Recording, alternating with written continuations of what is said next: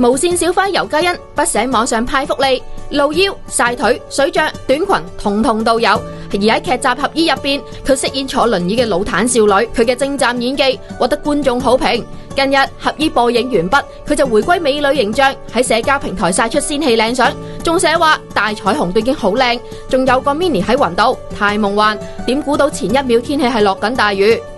從相入邊可以見到，尤嘉欣身穿白色小背心以及同色系長裙，鏡頭由低向高咁樣影向佢，同埋身後面嘅彩虹美景。側身回頭而站嘅佢，仲露出白滑嘅膊頭同埋尾背，畫面相當唯美。而另外兩張相入邊，鏡頭就相反咁由高至低咁樣影向地面嘅鏡，而佢就從鏡嘅倒影中擺出搞笑趣致嘅表情，表現出佢可愛調皮嘅另一面啊！